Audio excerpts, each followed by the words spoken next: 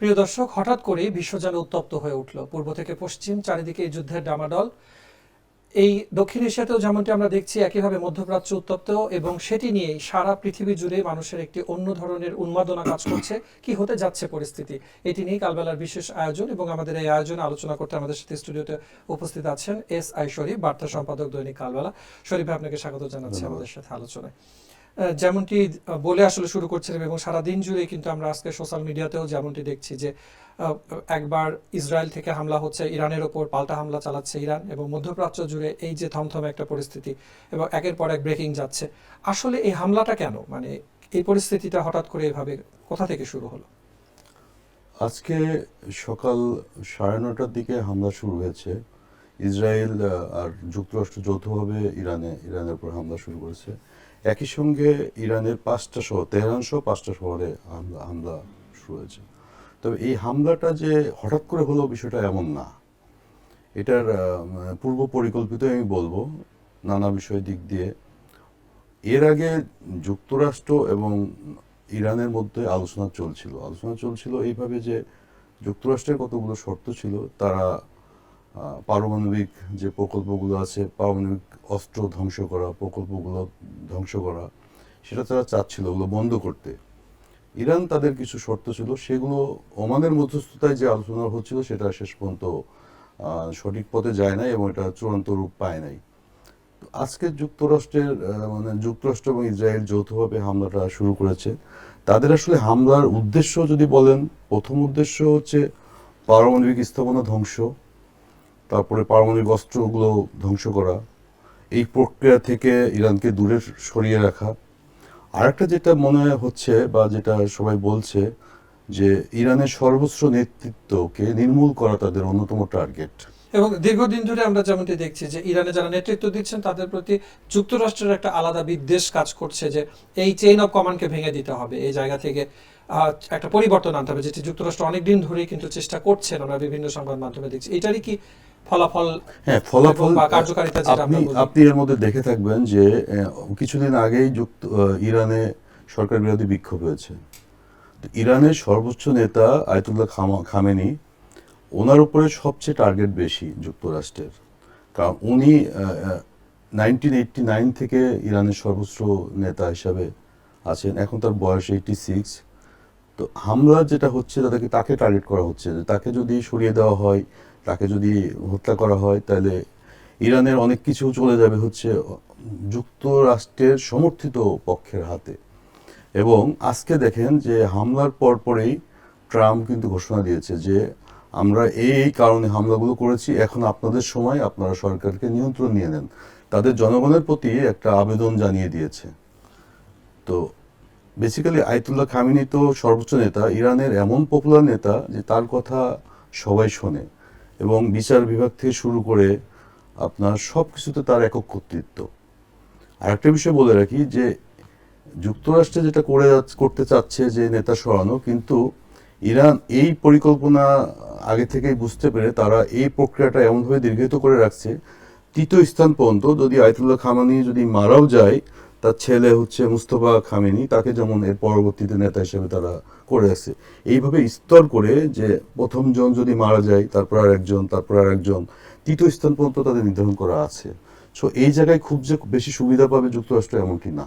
এবং যুক্তরাষ্ট্র যে আসলে বাইরে থেকে ইরানকে নিয়ন্ত্রণ করতে চাচ্ছে, কিন্তু আমরা যেমনটি দেখছি যে ইরানের উপর যখন ক্ষেপণাস্ত্র হামলাও হয়ে গেল, তখন ইরান কিন্তু পাল্টা যেটা যুক্তরাষ্ট্রের যে ঘাঁটিগুলো আছে মধ্যপ্রাচ্যে, সেখানে তারা হামলাটা চালালেন। তাহলে এই যে ইরানের যে প্রস্তুতি, এটি সম্পর্কে কি আসলে যুক্তরাষ্ট্র অবগত না, বা তারা কি আসলে এই বিশ্লেষণটা করেননি? এবং এখন যেটা হচ্ছে যে মধ্যপ্রাচ্যের সাধারণ মানুষের জন্য হুমকি হচ্ছে, আকাশপথ বন্ধ হয়েছে, বিমান বন্ধ হচ্ছে, এবং এটার পরবর্তীর আরো যে মানে ভবিষ্যৎ কার্যকারিতা যেদিকে যাচ্ছে, আসলে যুক্তরাষ্ট্র কি এত দীর্ঘমেয়াদী চিন্তা ভাবনা না করেই কি হামলা করলেন, বা সেখানকার জনগণকে কি আসলে নতুন ভাবে নিয়ন্ত্রণ করার চেষ্টা করছিলেন কিনা?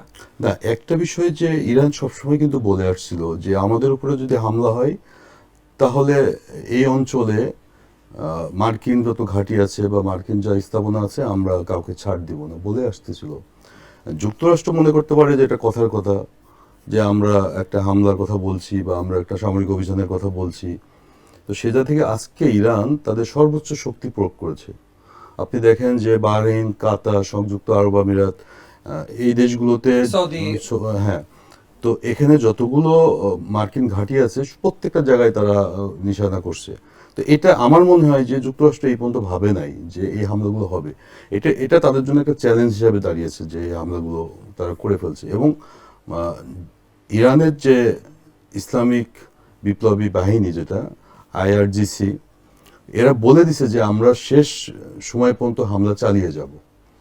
আবার উল্টা যুক্তরাষ্ট্র বলছে যে আমরা ওটা শেষ দেখে ছাড়বো। তার মানে এটা যে খুব সহসাই সহজ কোনো সমাধানের সমাধান দিকে দিকে যাবে যাচ্ছে, এটা বিষয়টা বিষয়টা এমন না। না, সহজ সমাধানের দিকে যাবে না, এটা তো একটা ব্যাপার থাকছেই। কিন্তু এখন আমরা যেটি দেখছি যে যুক্তরাষ্ট্র ইরানের তাদের যে সংঘাত, সেই সংঘাত যদি এখন মধ্যপ্রাচ্যে ছড়িয়ে পড়ে, তার পরবর্তীতে হরমুজ প্রণালী দিয়ে বিভিন্ন দেশের সাথে যে রপ্তানির যে একটা বিষয় আছে, তেলের বাজারের বিশ্বের যে বিষয়গুলো আছে, এটি আসলে পুরো বিশ্বে কি ধরনের একটা অর্থনৈতিক ক্ষতি বা রাজনৈতিক হুমকির জায়গাটাতে আসলে পৌঁছাবে, কি মনে করছে? একটা বিষয় যেটা হচ্ছে যে এটা যে সুপরিকল্পিত, এটা আমি আপনাকে আগেই বললাম। এই কারণে বলছি যে ভেনেজুয়েলার যে তেলের যে ইয়েটা ছিল, তেলের মানে আপনার ভেনেজুয়েলা তেলের খনি যেটা ব্যাপারগুলো ছিল, সেগুলো তারা কিন্তু আগে যুক্তরাষ্ট্র ক্যাপচার করছে, তাদের নিয়ন্ত্রণে নিয়ে নিয়েছে। তো এখন ইরানে হামলা করার পরে এটা যুক্তরাষ্ট্র জানে যে ইরানের একটা বড় শক্তি হচ্ছে তারা হরমুজ প্রণালী বন্ধ করে দিবে। বন্ধ করে দিলে তেলের বাজার অস্থির হয়ে যাবে। তারা যেটা করবে যে ভেনেজুয়েলা থেকে নিয়ে তেলটা তখন চারিদিকে দিবে। এটা তাদের আগের অপশন তৈরি করা, এটা আগের পরিকল্পনা। এটা তারা মানে বুঝে শুনে এবং সুপরিকল্পিতভাবে এটা করছে।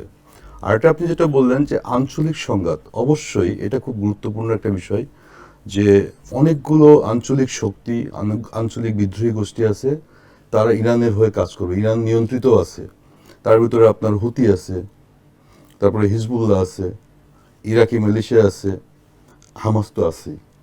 এরা প্রত্যেকেই এখন যুক্তরাষ্ট্র এবং ইসরায়েলের যতগুলো স্থাপনা আছে বিভিন্ন দেশে যা আছে, তারা এখন হামলা শুরু করবে।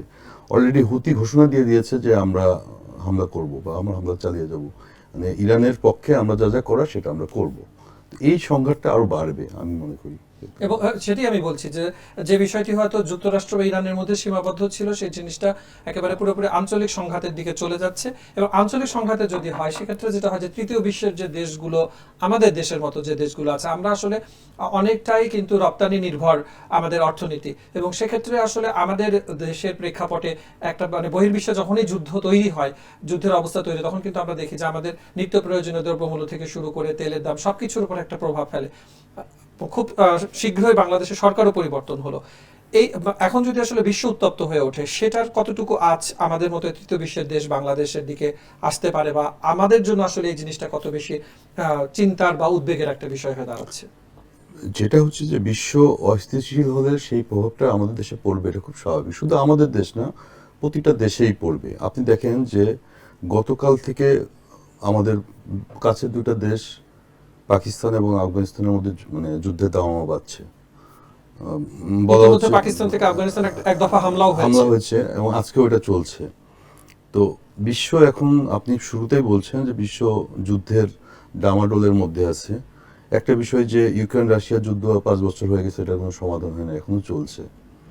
ইউক্রেন রাশিয়া যুদ্ধের কারণে আমাদের যে আমদানি পণ্য যেগুলো ছিল, যেমন গমটা সবচেয়ে বেশি, গম, সেখানে সেই বাজারে খুব অস্থিতিশীল। আরও কিছু পণ্য ওখান থেকে আমাদের আসতো, আমাদের না শুধু অন্যান্য দেশগুলো আসতো, সেগুলোর বাজার কিন্তু এখনো নিয়ন্ত্রণে আসে নাই এবং বাজার স্থিতিশীল হয় নাই।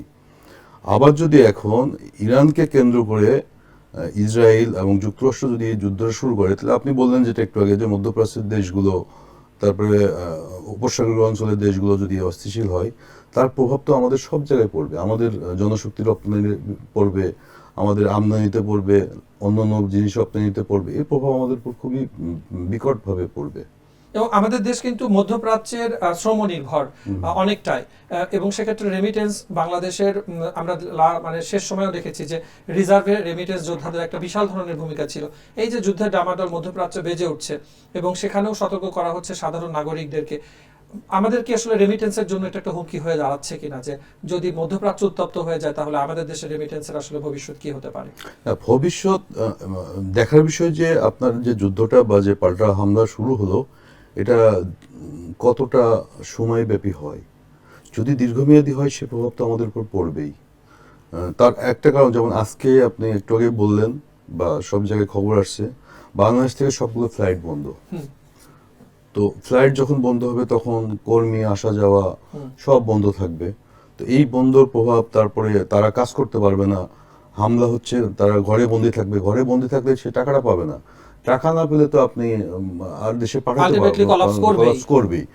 তো এই প্রভাবটা আসলে পরিস্থিতির উপর নির্ভর করবে যে আমাদের কত সময় ধরে এই সংঘাতময় পরিস্থিতি থাকে। এই যে কত সময় ধরে সংঘাতময় পরিস্থিতি থাকে, তার মানে এখানে কিন্তু একটা তৃতীয় পক্ষের ভূমিকা এখন অনেক বেশি গুরুত্বপূর্ণ। কিন্তু আসলে পৃথিবীতে এই তৃতীয় পক্ষকে নিয়ন্ত্রণ করা মানে যুক্তরাষ্ট্রকে নিয়ন্ত্রণ করবে, আবার ইরানকে মধ্যস্থতায় আনবে। আমরা সাধারণত জাতিসংঘের দিকে তাকিয়ে থাকি, কিন্তু আজকে সারাদিন চলে গেছে, আমরা কিন্তু জাতিসংঘ থেকে কোনো বিবৃতি দেখিনি বা পাইনি। কে মধ্যস্থতায় আসলে আসতে পারে, যাদের মধ্যস্থতায় এটাকে দীর্ঘমেয়াদী না করে যে পর্যন্ত হয়েছে অন্তত সেখানেও আসলে থামিয়ে দেওয়া যায়, এরকম আসলে উদ্যোগটা কে নিতে পারে? শোনেন, আমরা যেটা হচ্ছে যে আমরা দেখে আসতেছি জাতিসংঘ বরাবরই পশ্চিমা শক্তির পক্ষে কথা বলে। তো ট্রাম্প এর মধ্যে যেটা করছে যে শান্তি পরিষদ নামে একটা করছে গাজার জন্য আর কি, সে বলা হচ্ছিল আর কি, এখনো এটা কোনো ইয়ে নেই, এই পরিষদটা সে জাতিসংঘের একটা পাল্টা একটা প্রতিষ্ঠান হিসেবে গড়ে তোলার জন্য করছে। তো এবার খুবই আপনি শুরু করলেন যে জাতিসংঘ এখন পর্যন্ত আজকের ইস্যুতে কোনো কথাই বলে নাই, একদম নীরব ভূমিকায় আছে। অন্যান্য দু একটা দেশ, ওমান কথা বলছে, রাশিয়া কথা বলছে, স্পেন কথা বলছে, ফ্রান্স কথা বলছে, তারা কথা বলছে, কিন্তু কথা হচ্ছে যে শান্তি প্রতিষ্ঠায় কাউকে না কাউকে এগিয়ে আসতে হবে। সেটা আপনার দেশ হতে পারে, সংস্থা হতে পারে, কিন্তু বিশ্ব শান্তি প্রতিষ্ঠার জন্য এটা খুবই গুরুত্বপূর্ণ। এটা আমাদের জন্য যেমন গুরুত্বপূর্ণ, মানব ইতিহাস, মানব জাতির জন্য খুবই গুরুত্বপূর্ণ। এবং এই যে সংঘাতটা তৈরি হলো, অনেকেই কিন্তু আজকে বলাবলি করছেন যে তৃতীয় বিশ্বযুদ্ধের দিকে অগ্রসর হবে কিনা।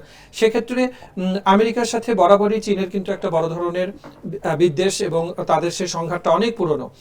আপনার কি মনে হয় যে ইরান একা না, ইরানের পেছনে এখানে চায়নার কোনো একটা আলাদা ধরনের সাপোর্ট আছে, যে তারাও যেহেতু এখানে আমেরিকা তাদের কাছে হামলা করেছে, এই যুদ্ধের প্রস্তুতি কি শুধু ইরানের একা, নাকি এখানে আসলে চায়না বা কোরিয়া আবার ওদিকে কিন্তু আমেরিকার পক্ষে সবসময় থাকে? তাহলে এই যে আন্তদেশীয় তাদের যে একটা বলয়ে তাদের মধ্যে যে প্রস্তুতি, সেই জায়গাটা থেকে আসলে ইরান একা এই যুদ্ধের ময়দানে, নাকি তার সাথে আসলে চায়না থাকতে পারে? এখন পর্যন্ত তো আমরা দেখতে পাচ্ছি তারা একাই আছে। পেছনে কারা কাজ করছে বা কি করছে এটা আসলে খুব একদিনে বোঝা সম্ভব না। এটা 2-4 দিন গেলে বোঝা যাবে যে তাদের সাথে কে কে হাতে হাত মিলিয়ে, যদি আমি একটু আগে বলছি যদি এটা দীর্ঘায়িত হয় তাহলে বোঝা যাবে যে আসলে কে কে আছে, কোন পক্ষ কার সাথে কাজ করতেছে। তবে হ্যাঁ, যেহেতু আপনি বললেন যে যুক্তরাষ্ট্রের বিপক্ষ শক্তি তো অবশ্যই এখন ইরানের পক্ষেই কাজ করবে, এটা খুব স্বাভাবিক আর কি। তো আমি চাই, আমার ব্যক্তিগত অভিমত হচ্ছে যে সব পক্ষই একটা আলোচনার মাধ্যমে সমাধান করা উচিত শান্তি প্রতিষ্ঠার জন্য। আপনি দেখেন যে আজকে ইরানের একটা স্কুলে হামলা হয়েছে, 51 জন বাচ্চা মারা গেছে, শিশু মারা গেছে। যুদ্ধ কখনোই ভালো কিছু আনে না। তবে একটা জিনিস আমি দেখছি যে রাশিয়া ইউক্রেন যুদ্ধে কিন্তু একটা জিনিস খুব ভালো হয়েছে, যে বেসামরিক লোকের হতাহতের সংখ্যা কিন্তু খুব কম। তারা যুদ্ধ করতেছে দুই দেশ, কিন্তু বেসামরিক লোক মারা গেছে, কিন্তু যে গাজায় যেটা করছে ইসরায়েল, সেটা কিন্তু এখানে কিন্তু সেটা হয় নাই। তো আজকে ইসরায়েল যেটা করছে সেটা কিন্তু আবার ওই একই পথে এগিয়েছে। সেখান থেকে তো আমাদের শিক্ষাই নেওয়া উচিত যে আমরা কতটা এগোবো। অনেক ধন্যবাদ শরীফ ভাই, যে বিষয়টি আপনি বলছিলেন যে একজন সাধারণ মানুষ হিসেবে আপনার প্রত্যাশা যে পৃথিবীর কোনো মানে নিরীহ মানুষ যেন ক্ষতিগ্রস্ত না হয় যুদ্ধের এই ডামাডলে বা দামামায়। এটি নিয়ে অবশ্যই আলোচনা আমাদের সামনে আরো আগে হবে, কারণ এটা যদি আজকে থেমে যায় তাহলে এক ধরনের, আর যদি না থামে তাহলে দীর্ঘমেয়াদী কি ধরনের বিষয়গুলো আসতে পারে সেটা হয়তো আমরা দিনে দিনে আলোচনা করব। তবে এই মুহূর্তে যতটুকু আজকে আপনি আসলে জানালেন বা বললেন, সেই জায়গায় দাঁড়িয়ে আমরা আসলে প্রত্যাশা করি যে এটি যেন দীর্ঘায়িত না হয়, কারণ কোনো যুদ্ধ, কোনো প্রাণ, কোনো মানে একটি প্রাণের বিনিময়েও কিন্তু পৃথিবীতে আমরা বলবো না যে সেই অশান্তিটা দীর্ঘমেয়াদী হোক। শান্তির পক্ষে আসলে পৃথিবীতে থাকা প্রয়োজন। আপনাকে ধন্যবাদ জানাচ্ছি আমাদের সাথে আলোচনা অংশ নেওয়ার জন্য। দর্শক, আমাদের আলোচনার এই ছিল আজকের বিষয়বস্তু। দেখা হবে নতুন আরো কোনো একটা আয়োজনে, এবং আমরা আমাদের বিজ্ঞ আলোচক যেমনটি বলছিলেন যে সবাই শান্তির পক্ষে এবং পৃথিবীতে যেভাবেই হোক শান্তি প্রতিষ্ঠা হোক। তবে এটি খুবই হতাশাব্যঞ্জক যে প্রতিষ্ঠানগুলো পৃথিবীতে শান্তি প্রতিষ্ঠার দায়িত্ব নেয় তাদেরকে কখনো আমরা কথা বলতে শুনি না যখন সে ঘটনাটা ঘটে যায়। সে ঘটনা ঘটার অনেক পরে, যখন বেসামরিক মানুষ, অনেক নিরীহ জীবন যখন শেষ হয়ে যাচ্ছে, তারপরে হয়তো তাদের ঘুম ভাঙে। তবে আমরা তাকিয়ে থাকবো কবে ঘুম ভাঙবে এই প্রতিষ্ঠানগুলোর। তারাই নিয়ন্ত্রণ করতে পারে এই পৃথিবীকে, যারা সব সময় বলে যে তারা শান্তির পক্ষে। আসলে কি তারা শান্তির পক্ষে? ধন্যবাদ সবাইকে।